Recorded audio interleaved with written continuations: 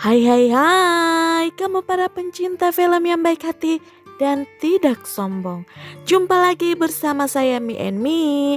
Apa kabar kalian? Mimin doakan agar selalu sehat dalam perlindungan Sang Pencipta. Paper Leaves 2011 merupakan film dari negara Turki yang dipersembahkan khusus untuk para anak terlantar di jalanan yang tumbuh tanpa ibu. Dan tanpa berlama-lama lagi, mari kita tengok isi cerita selengkapnya. Di kota Istanbul yang gemerlap, terdapat daerah pinggiran.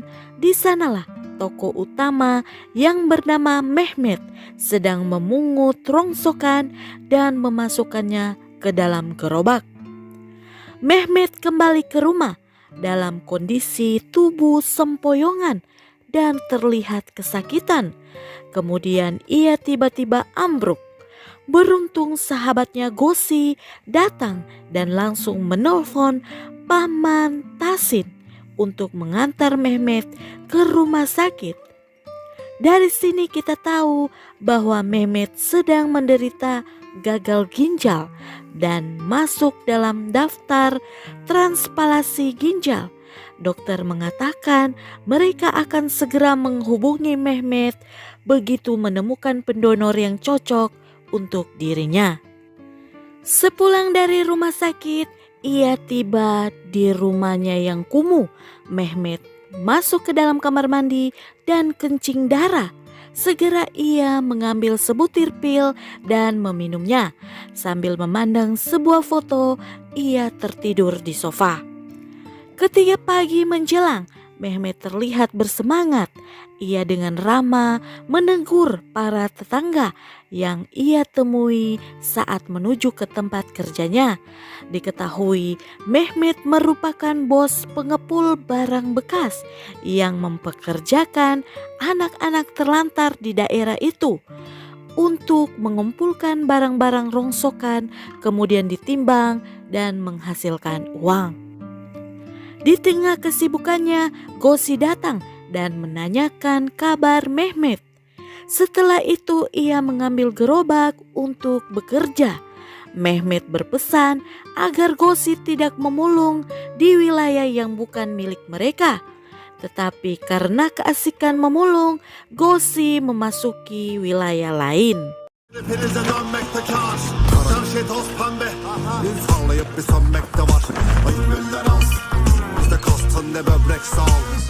Bırak lan o şişeleri.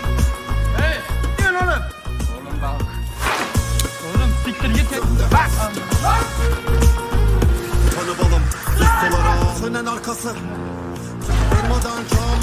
Gosi kembali ke gudang rongsokan dan memamerkan hasil temuannya kepada Mehmet. Karena hari sudah gelap, Mehmet menyuruh para karyawannya untuk pulang beristirahat.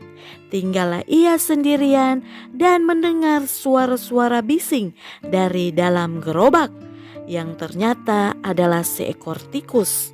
Saat berbalik, ia kembali mendengar bunyi-bunyi dari dalam gerobak milik Gosi.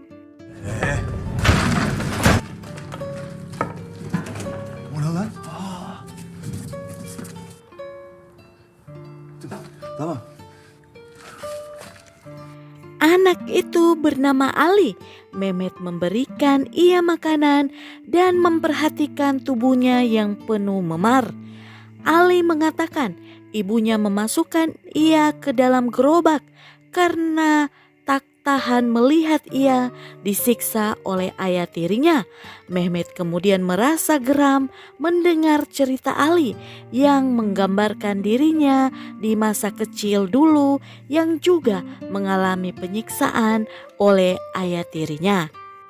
Mehmet kemudian membawa Ali ke rumahnya. Ia juga memanggil Gosi dan menanyakan kemana saja Gosi pergi memulung hari itu. Ia kemudian menarik Gosi dan membuka pintu kamar di mana Ali sedang tidur. Mehmet berkata bahwa Ali keluar dari dalam gerobak milik Gosi. Kemudian mereka berdebat tentang apa yang harus dilakukan terhadap Ali. Gosi mengatakan agar mereka segera menemui Paman Tasin. Tapi Mehmet dengan cepat menolaknya karena menurutnya Paman Tasin akan membawa anak itu ke kantor polisi. Jadi Mehmet akan mengurus dan melindungi Ali sendiri. Scene kemudian beralih di mana Mehmet dan para karyawan sedang berada di pemandian. Ia juga membawa Ali dan memandikannya. Ia berkata, jika Ali sangat menyukai air, maka akan membawanya ke laut dan mengajari Ali untuk berenang. Selesai mandi, Mehmet mengajak Ali dan Gosi untuk makan burger dan berkata apa yang harus mereka lakukan pada malam ini. Ia mengajak Gosi untuk mengadakan pesta ulang tahun buat Ali. Mereka mengunjungi toko kue. Mehmet masuk untuk memesan kue dan menyuruh Gosi beserta Ali menunggunya di luar toko. Sementara memesan kue, Ali berteriak memanggil Mehmet. Ia segera berlari menggendong Ali. Ali kemudian berkata, ada seorang wanita yang datang untuk menculiknya. Mehmet dengan panik berusaha mencari wanita itu, tapi ternyata wanita itu tak ada. Saat Gosi datang, Mehmet segera menyerang dan memukulnya sebab ia lalai dalam menjaga Ali. Pesta pun diadakan. Mereka menari dan bergembira, kemudian berkumpul di suatu meja. Mehmet bertanya apa permohonan yang sudah mereka buat. Lalu seorang bocah berkata ia ingin bertemu dengan ibunya. Mehmet meledeknya karena permohonannya sama setiap tahun. Lalu seorang bocah lagi berkata permohonannya ingin mati. Kemudian Mehmet menanyakan alasannya. Bocah itu berkata jika ia mati sekarang maka ibunya yang ada di surga akan mengenalinya. Tetapi jika ia mati saat sudah dewasa, kemungkinan ibunya tidak akan mengenalinya lagi. Seketika malam itu menjadi sunyi. Semuanya terdiam mendengar jawaban dari bocah itu. Suatu waktu Mehmet memanggil Ali, tapi Ali tak menjawab. Kemudian ia mencari di kamar, Ali juga tak ada di sana. Mehmet kemudian panik, segera ia keluar mencari Ali, walaupun kondisinya sedang buruk. Mehmet kemudian kembali ke rumahnya. Di sana sudah ada Ali yang sedang terduduk di sofa. Mehmet bertanya, "Kemana saja Ali pergi?" Ali berkata, ia bermimpi bahwa ibunya ada di dekatnya. Sebab itu ia keluar mencari ibunya.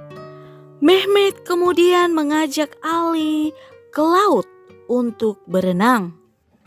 Setelah itu ia membuat gerobak kecil untuk Ali dan mengajak Ali untuk memulung bersama dirinya.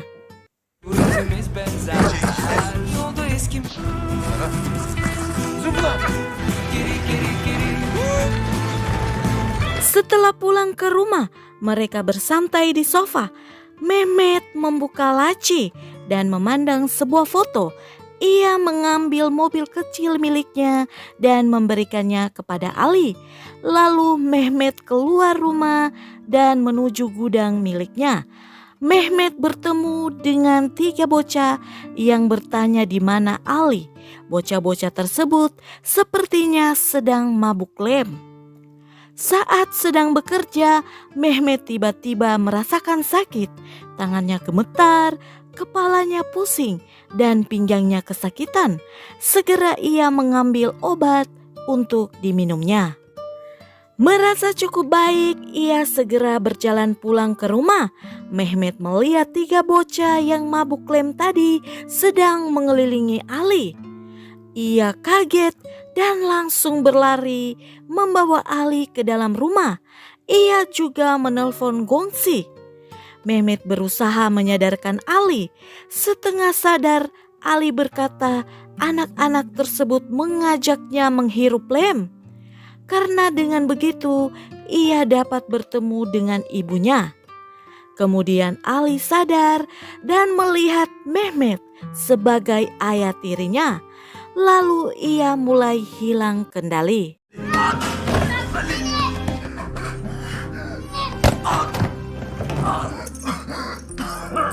Kemudian Ali mengambil selembar foto dan mengatakan bahwa itu adalah dia bersama ibunya. Mehmet berkata, bukan, itu adalah foto Mehmet bersama ibunya ketika ia kecil, dan meminta Ali untuk mengembalikan foto itu. Keesokan harinya, Mehmet membawa Ali ke dalam gerobak karung, berniat mengantar Ali pulang bertemu ibunya. Setelah sampai di daerah itu, Mehmet bertanya, di mana rumah Ali? Namun ia mendapat telepon dari Gongsi, sehingga perhatiannya teralihkan. Ali kemudian keluar dari gerobak dan berjalan perlahan. Mehmet mengetahui hal tersebut. Ia mengikuti Ali, kemudian mereka berhenti dan memandang rumah Ali. Tiba-tiba seorang pria keluar dari gedung itu, yang ternyata adalah ayah tiri Ali. Mehmet kemudian menyuruh Ali menunggunya, sementara ia mengikuti pria itu. Tapi pria itu menghilang entah kemana. Mehmet kemudian kembali dan menemukan Ali di dalam gerobak sedang menangis kesakitan.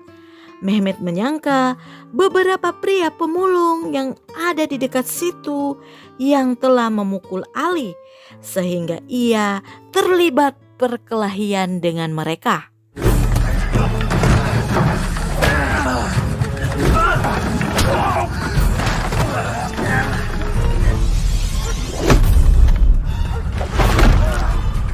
Beruntung mobil patroli lewat sehingga mereka berlari meninggalkan Mehmet yang sudah terkapar dan pingsan. Ketika ia tersadar, Mehmet sedang terbaring di rumah sakit. Tubuhnya terhubung dengan beberapa selang. Ternyata Mehmet sedang menjalani cuci darah. Ia bertanya kepada Gongsi, di mana Ali?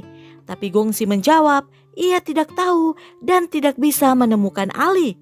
Mendengar hal itu, Mehmet marah dan berusaha keluar dari sana.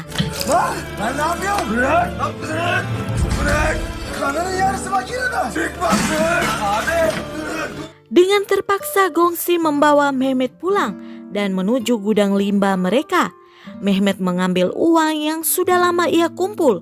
Tiba-tiba saja Paman Tasin datang. Ia melarang Mehmet pergi karena keadaannya yang parah. Tapi Mehmet keras kepala sehingga mereka terlibat pertengkaran. Mehmet bahkan mengancam Paman Tasin dengan pisau karena keinginannya untuk menyelamatkan Ali. Tak bisa berbuat banyak, mereka pun membiarkan Mehmet pergi ke rumah Ali.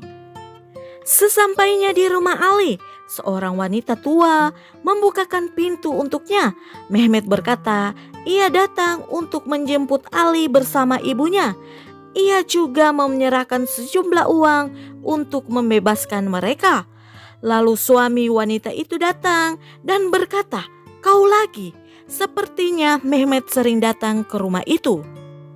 Mehmet memanggil-manggil nama Ali, tapi tak ada jawaban. Wanita itu juga memanggil Mehmet dengan sebutan Mehmet Ali. Tapi Mehmet tak peduli dan masih terus mencari Ali. Mehmet membuka sebuah kamar dan saat itulah ia teringat kembali masa kecilnya dulu di mana ayah tirinya sering menyiksa Mehmet.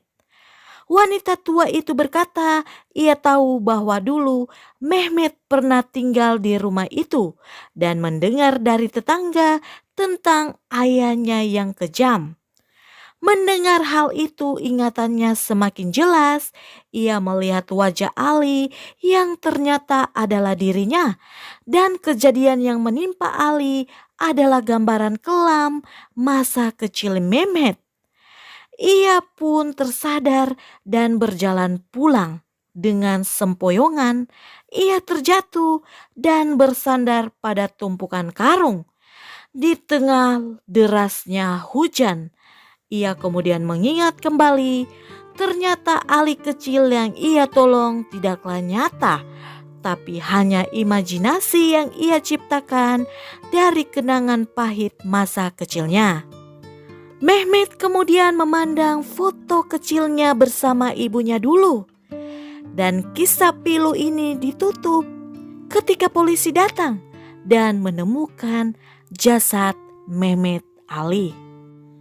Terkadang kejadian yang menyakitkan di masa lampau tidak akan hilang dan terus membekas di hati.